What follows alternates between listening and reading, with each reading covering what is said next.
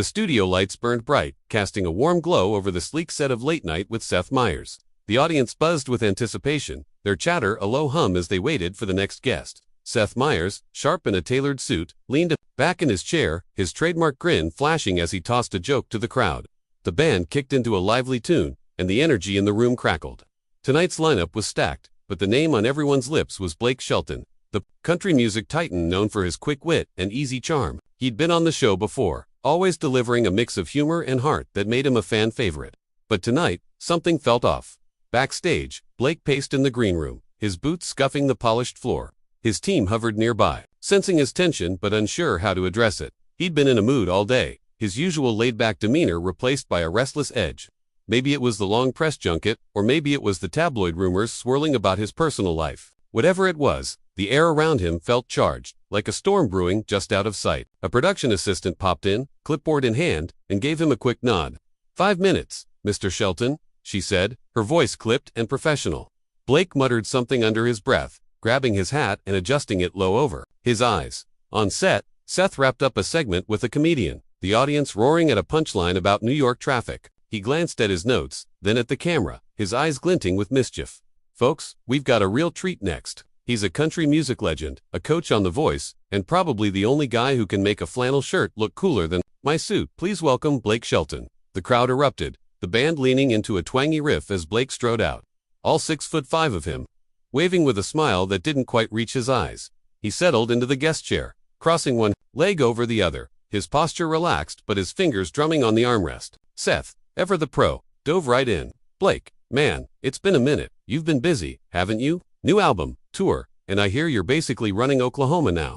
The audience chuckled, but Blake's laugh was short, almost sharp. Yes, Seth, something like that, he said, his drawl heavier than usual. But you know, I'm just trying to keep up with you city folks. The line landed, but there was a bite to it, a subtle challenge that hung in the air. Seth, picking up on the vibe, tilted his head, his smile unwavering. City folks, huh? You saying I couldn't handle a day on your ranch? The crowd laughed again, but Blake leaned forward, his eyes locking onto Seth's. I'm saying you'd probably trip over a hay bale before you even got to the barn. The audience hooted, thinking it was playful banter, but Seth's grin faltered for a split second. He recovered quickly, tossing back, well, I'd at least look good doing it. The exchange was light on the surface, but there was an undercurrent, a tension that the audience couldn't quite place. As the segment rolled on, Seth steered the conversation toward Blake's new album, asking about the inspiration behind the lead single. Blake answered, but his responses were clipped, his humor edged with something darker. He mentioned a song about heartbreak, and when Seth pressed for details, Blake's jaw tightened. You ever been through something real, Seth? Like, not just a bad day in Manhattan, but something that cuts deep? The question was raw, unexpected, and the audience's laughter petered out.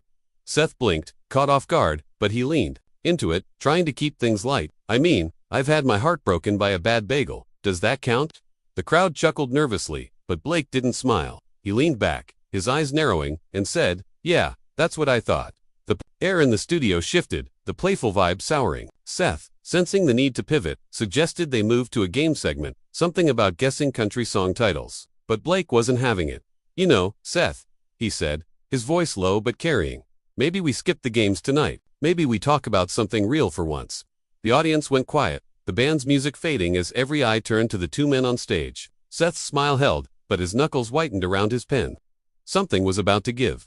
The silence in the studio was thick, the kind that makes your skin prickle. Seth Meyers, still clutching his pen, leaned forward, his eyes flicking to the audience for a split second before settling back on Blake Shelton. The crowd was holding its breath, caught between expecting a punchline and sensing something heavier. Blake's challenge hung in the air, his words about talking something real landing like a gauntlet. Seth, ever the seasoned host, tilted his head, his smile tightening just enough to betray his unease. All right, Blake, he said, his voice steady but cautious. Let's talk real. What's on your mind? Blake shifted in his chair, the leather creaking under his weight. His hat cast a shadow over his face, but his eyes were sharp, unyielding. You know, Seth, I've been doing this a long time. Singing, touring, smiling for cameras. And every time I come on a show like this, it's the same thing. You ask about the album, the tours, maybe crack a joke about my accent, but nobody ever asks about the stuff that actually matters. His voice was low, deliberate, each word carrying a weight that made the audience lean in despite themselves. Seth raised an eyebrow, sensing an opportunity to steer things back to safer ground. Well, I'm asking now, what's the stuff that matters? He spread his hands, inviting Blake to take the lead, but there was a flicker of wariness in his expression. The band, sensing the shift, stayed quiet, their instruments silent for the first time in the segment. Backstage, producers exchanged glances, one reaching for a headset to whisper something to the control room. The vibe was off, and everyone knew it. Blake leaned forward, elbows on his knees, his hands clasped tightly. You want to know what matters? How about the fact that this whole industry, this whole world you're sitting in, loves to chew people up and spit them out? You think it's all awards shows and sold-out tours, but it's not. It's sleepless nights, it's people tearing into your life like it's their business. It's pretending you're fine when you're not. His voice cracked on the last word, and for a moment, the audience saw past the country star persona to something raw, something human. The crowd murmured, some nodding, others shifting uncomfortably. Seth, picking up on the mood, tried to bridge the gap. I hear you, Blake, that sounds heavy. I mean, you're a guy who's always seemed so grounded, but is there something specific you're getting at? He was fishing, trying to keep the conversation from spiraling to far-off script, but Blake wasn't playing along. He let out a dry laugh, shaking his head. Specific? Yeah, let's get specific. How about the way folks like you love to poke at my life for laughs? You think it's funny, asking about my relationships, my choices, like it's just fodder for your monologue. Seth blinked, his smile faltering. The audience gasped softly, the sound rippling through the studio. He opened his mouth to respond, but Blake wasn't done. I'm tired of it, Seth. Tired of every talk show host thinking they can dig into my world and make it a punchline. You want a real conversation? Then stop treating me like a caricature. The words were sharp, cutting through the polished veneer of the show. The crowd was split, some clapping in support, others whispering, unsure how to react. Seth, now visibly rattled, tried to regain control. Whoa, Blake, I don't think anyone's trying to make you a caricature. We love having you here, man. Let's maybe take a breath, talk about something else, like that new single you've got climbing the charts. He flashed a hopeful grin, but Blake's expression didn't soften. He leaned back, crossing his arms, his jaw set. Nah, Seth, I'm not here to play nice tonight. You wanted real, you're getting it. The tension was palpable now, the studio feeling smaller, the lights harsher. A producer signaled from the wings, but Seth waved them off. His eyes locked on Blake. He knew they were teetering on the edge of something unscripted, something that could either make for unforgettable TV or a complete disaster. Okay, Seth said, his voice measured. Let's keep it real then, but maybe we dial it back a bit. Keep it fun for the folks watching. It was a plea disguised as a suggestion, but Blake's next move would decide the direction of the night. Blake Shelton's words hung heavy, a challenge that refused to dissipate. The audience, caught in the crossfire of his intensity, shifted in their seats, their earlier excitement now laced with unease. Seth Meyers, his composure fraying at the edges, leaned forward, his hands clasped tightly on the desk. His attempt to lighten the mood had fallen flat, and Blake's refusal to pivot left the room teetering on a razor's edge. The cameras kept rolling, capturing every tense glance, every subtle shift in posture. Seth took a breath, his mind racing to find a way to salvage the segment without letting it spiral further. All right, Blake, Seth said, his voice calm but deliberate. I hear you. Nobody's trying to make you feel like a punchline. Let's talk about what's real for you. Then what do you want the folks out there to know? It was a calculated move, an invitation to let Blake vent while steering the conversation back to something manageable. The audience leaned in, sensing the shift, their curiosity outweighing their discomfort. But Blake wasn't ready to let go of the reins. He tilted his head, his eyes narrowing as he studied Seth. What I want them to know. How about this? I'm a person, not a product. I'm not just some guy you bring out to sing a song and tell a funny story. I've got a life, a heart, and yeah, maybe some scars that don't make it into the headlines. His voice was steady now, but there was a fire behind it, a conviction that made the audience hang on his every word. You want to know what's real? Real is waking up every day, knowing half the world's got an opinion on you, and most of it's wrong. The crowd murmured, a mix of empathy and surprise. Some nodded, connecting with the rawness of his words, while others glanced at each other, unsure how to process a celebrity bearing so much. Seth, sensing an opening, nodded thoughtfully. That's powerful, Blake. I think a lot of people can relate to feeling judged, misunderstood, but let me ask, how do you deal with that? How do you keep going when the noise gets so loud? It was a genuine question, meant to bridge the gap, but Blake's response was a curveball. I deal with it by calling it out, Blake said, his tone sharp. Like right now. You think this show's about connecting with people, but it's not. It's about ratings, about keeping the audience clapping like trained seals. You don't care about my scars, Seth. You care about what'll get you a viral clip. The accusation landed like a slap, and the audience gasped, the sound sharp in the quiet studio. Seth's jaw tightened, his professionalism tested as he absorbed the hit. Whoa, hold on, Seth said, raising a hand, his voice firm but still measured. That's not fair, Blake. I care about my guests, about the stories we tell here. This show's about having real conversations, not just chasing clicks. But Blake shook his head, his expression unyielding. If that's true, then why do I feel like I'm on trial every time I sit in this chair? Why's it always gotta be about what sells? The audience was split now, some cheering Blake's boldness, others shifting awkwardly, sensing the segment veering into uncharted territory. Backstage, the producers were in a frenzy. One signaled to the band to ready a transition, while another whispered urgently into a headset, likely pleading for guidance from the control room. Seth, meanwhile, was on his own, his eyes locked on Blake's. He knew he had to tread carefully. "I'm sorry you feel that way, man," Seth said, his tone softer now, almost pleading. "Let's reset. All right, let's talk about something you're passionate about, like your music. What's the one song on this new album that means the most to you?" But Blake wasn't biting.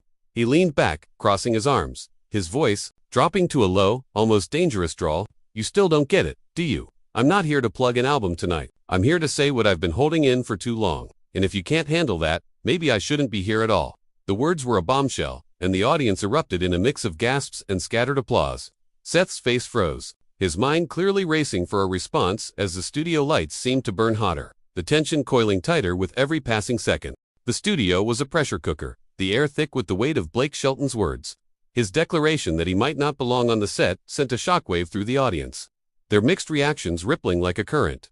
Some clapped, drawn to his defiance, while others sat stunned, unsure whether to cheer or brace for what came next. Seth Meyers, caught in the spotlight's glare, felt the heat of every eye in the room. His desk, usually a shield, felt like a trap. He forced a chuckle, trying to defuse the moment, but his eyes betrayed a flicker of panic. "Come on, Blake," he said, his voice straining for levity. "You're not walking out on us, are you? We're just getting started."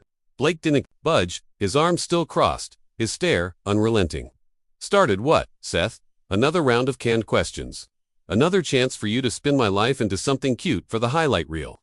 His voice was steady, but there was a raw edge to it, like a man who'd been pushed too far. The audience shifted, their murmurs growing louder, feeding off the drama unfolding. A few rows back, a woman whispered to her friend, "Is this for real?" But no one had an answer. Seth leaned back, his hand spreading on the desk as if to steady himself.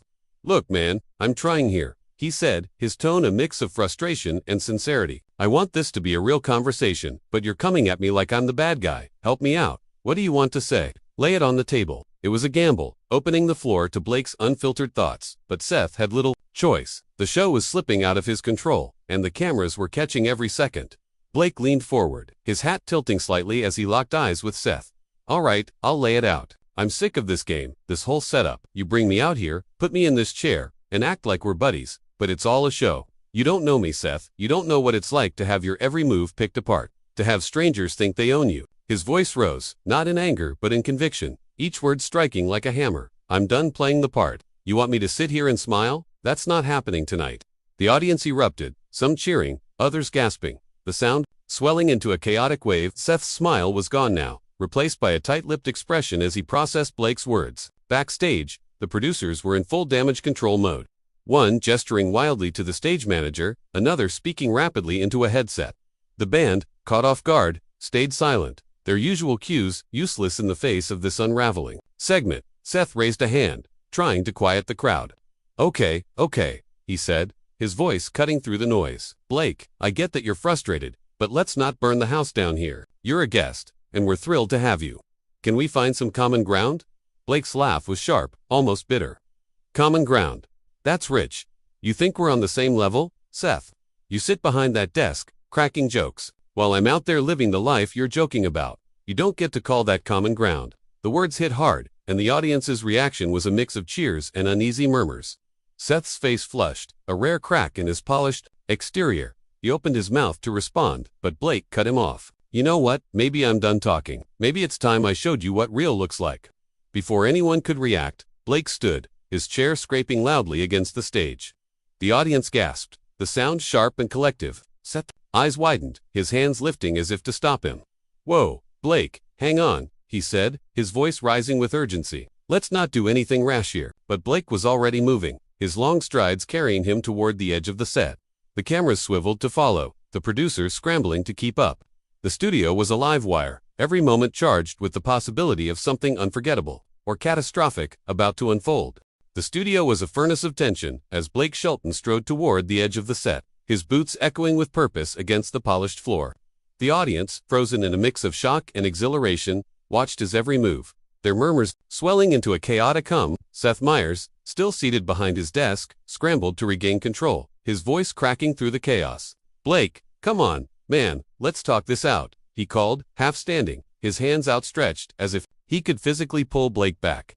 But Blake didn't turn, his broad frame cutting a stark silhouette against the stage lights. The cameras tracked him, their lenses glinting like eyes, capturing a moment that felt like it could shatter the polished facade of late-night TV. Backstage, the production team was in pandemonium. The producer yanked off her headset, shouting instructions to the stage manager, while another darted toward the control room, desperate to redirect the show's unraveling narrative. The band, uncertain, played a few hesitant notes before falling silent, their music no match for the drama unfolding. In the audience, phones were out, recording the scene, the glow of screens dotting the crowd like fireflies. Blake paused at the edge of the set, one hand on his hat, his back to Seth. For a moment, it seemed he might keep walking, leaving the show in chaos. Then he turned, his eyes blazing, and faced the audience directly. "You all want real," he said, his voice carrying over the crowd's restless noise. "This is it. I'm not some prop for your entertainment.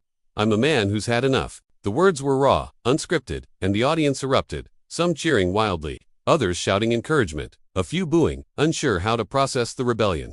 Seth, now fully standing, tried to interject. "Blake, nobody's saying you're a prop, let's sit down, figure this out together." His tone was pleading, but there was an edge of frustration. A host pushed to his limit. Blake shook his head, stepping back onto the set but not toward his chair. "Figure it out. Seth, you don't get it. This whole setup, this whole world, it's built to keep people like me in a box. Smile, sing, sell the album, repeat. But I'm not playing that game tonight." He pointed at the audience, his gesture sweeping over them. "And you all, you eat it up, don't you? You love the drama, the gossip, but you don't see the cost." The crowd's reaction was a fractured wave, some clapping in solidarity, others murmuring in confusion, the divide growing sharper. Seth, his face tight with strain, took a step around the desk, closing the distance between them. "Blake, I'm not your enemy here," he said, his voice low but firm. "This show's about connecting, about giving you a platform. But you're making it real hard to do that right now." It was the closest Seth had come to pushing back, and the audience felt it, their noise dipping as they waited for Blake's response. He turned fully now, facing Seth, his expression unreadable. "A platform, that's what you call this. Feels more like a cage." The word stung, and Seth's jaw clenched, his patience visibly fraying. "All right, enough," he said, his voice rising. "You want to air your grievances, fine, but you don't get to come on my show and tear it apart. We invited you here in good faith." The audience gasped, sensing the shift from tension to confrontation. Blake's eyes narrowed, his stance unwavering. "Good faith? Then why do I feel like I'm fighting to be heard? You want me to sit pretty and play along, but I'm done with that." The studio was electric, every breath held as the two men faced off. A producer appeared in the wings, gesturing frantically, but neither Blake nor Seth noticed. The cameras zoomed in, capturing the sweat on Seth's brow, the fire in Blake's gaze. The audience was a live wire, their energy feeding the chaos. Then Blake took a step closer, his voice dropping to a dangerous calm. "You know what, Seth? Maybe it's time I walk out of this cage for good."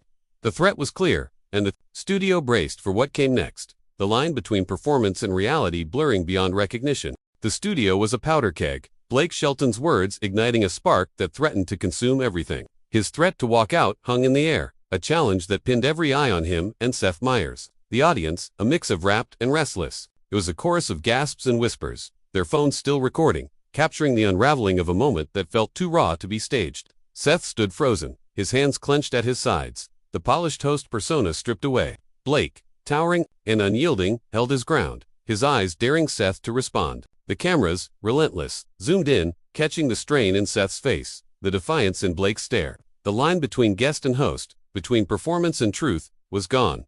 Seth took a breath, his voice low but sharp. "Blake, you want to walk, that's your call. But don't stand there acting like I'm the one who put you in a cage. You came here, you sat down, you knew what this was." The words were a counterpunch, Seth's frustration boiling over. The audience reacted, some cheering Seth's pushback, others shouting for Blake to keep going. The divide was palpable, the room splitting into factions as the tension reached its peak. Backstage, producers were a blur of motion, one signaling for a commercial break, another pleading into a headset. But the show was beyond saving now. Blake's laugh was low, almost a growl. "Knew what this was. Yeah, I knew. Another night of smiling through the same tired script. But I'm not doing it anymore. Seth, you want me gone? Fine, but I'm leaving on my terms. He turned, his boots heavy on the stage, and started. For the wings, the audience erupted, a chaotic blend of cheers, boos, and shouts of his name. Seth, caught off guard, called after him, Blake, come on, don't do this. Let's finish this right. But Blake didn't stop, his stride purposeful, his hat low as he moved toward the shadows of the set. The stage manager, wide-eyed, stepped forward, unsure whether to block Blake or let him go. A producer rushed onto the stage, whispering urgently to Seth, who waved her off, his focus still on Blake's retreating figure. Folks, Seth said, turning to the audience, his voice strained but steady. We're gonna take a quick break, sort this out, stay with us. The band, finally snapping into action, launched into a frenetic tune, but it did little to mask the chaos. The cameras panned to the audience, their faces a mix of shock and excitement, some still filming, others standing, craning for a better view. As Blake reached the edge of the stage, he paused, turning back one last time. The spotlight caught him, framing his face in stark relief. This is real, he said, his voice cutting through the noise. You want to know who I am? Watch what happens when I stop playing the game. With that, he stepped into the wings. Disappearing from view, the audience roared, a tidal wave of sound that shook the studio. Seth, left alone on stage, ran a hand through his hair, his composure shattered. He forced a smile, but it was hollow, his eyes darting to the spot where Blake had vanished. The producers, desperate to regain control, signaled for the show to cut to commercial. The band played on, their music jarring against the raw energy. Still lingering, Seth returned to his desk, his movements stiff, and muttered something to the stage manager before sitting down. The audience, still buzzing, began to settle, but the air was charged. The memory of Blake's exit seared into their minds. Backstage whispers spread among the crew, some saying Blake was already gone, others claiming security had been called. The truth was unclear, but one thing was certain, the show had been appended, and nothing would be the same. As the cameras faded to black, the audience was left grappling with what they'd witnessed. Seth's voice, pre-recorded, promised a return after the break, but the energy in the studio was spent. Blake's departure wasn't just a walkout, it was a statement, a line drawn in the sand. The world would be talking about this for days, dissecting every word, every look, searching for the truth behind the confrontation. And somewhere, beyond the stage lights, Blake Shelton was already moving on, his point made, his cage broken.